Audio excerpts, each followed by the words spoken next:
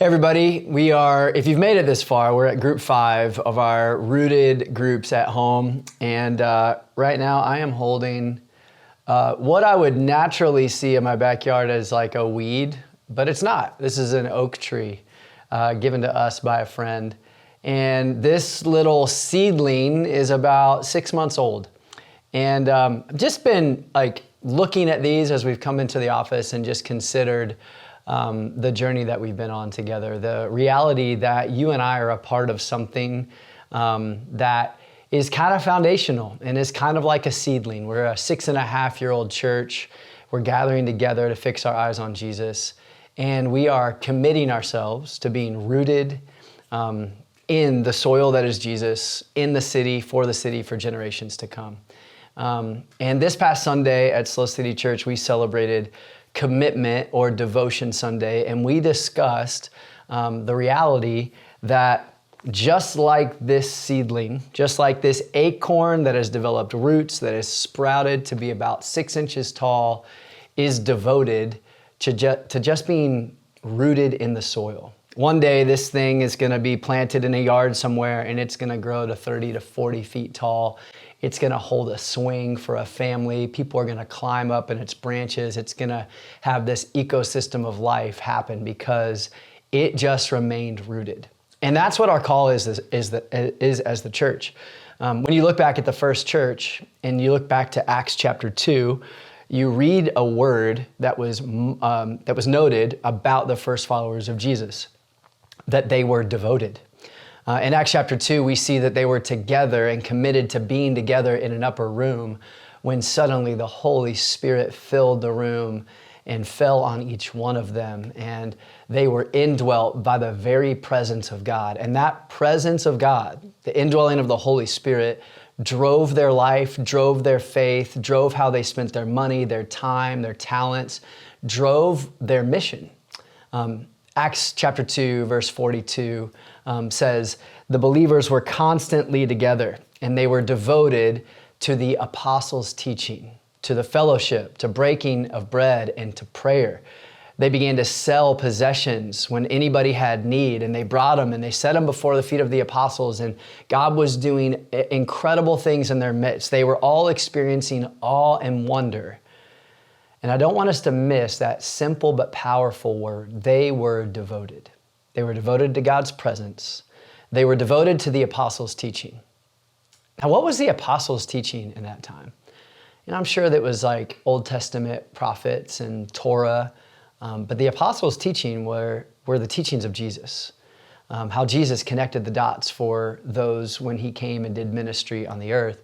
The apostles' teaching was helping other people connect to the life, the truth, the way that was Jesus. His Sermon on the Mount, the Beatitudes, how to live life with God, how to pray, what fasting looks like, what giving to the needy looks like. And they were teaching one another, not just with an information download, but with learning by doing. They were devoted to teaching. They were devoted to fellowship. They were devoted to opening up their homes and meeting together with glad and sincere hearts and breaking bread, just like you are doing right now. It's been such a blessing for me to be able to visit almost all of our rooted groups that send in a form, and to eat good food with you and to tell great stories, to listen to how God's moving in your life. And this was a marker of the first church, that they were devoted, loyal to, committed to meeting together, breaking bread together, praying together, experiencing fellowship. My prayer for you is that you would experience fellowship deeper than like an acquaintanceship, but an intentional friendship in and through Christ, that Christ would lead you into deepening, discipling relationships. We see how the first church was devoted to generosity. I mean, there's time and time again in the book of Acts where people were selling possessions, where they were saying, hey, I have something, I'll give something. You need something, I can help you with something. People were selling land and bringing it to the church and saying, put this to use for a kingdom purchase. It was radical generosity. And something powerful happens when we let go of the power of materialism and consumerism in our life. God multiplies the gift. When we break the power of materialism and consumerism in our life and we become more devoted to generosity and trusting God with who we are, with what we have, He multiplies the gift and He does something incredible with it. I love how the passage in Acts chapter 2 ends. It says, "And the Lord added to their number daily those who were being saved."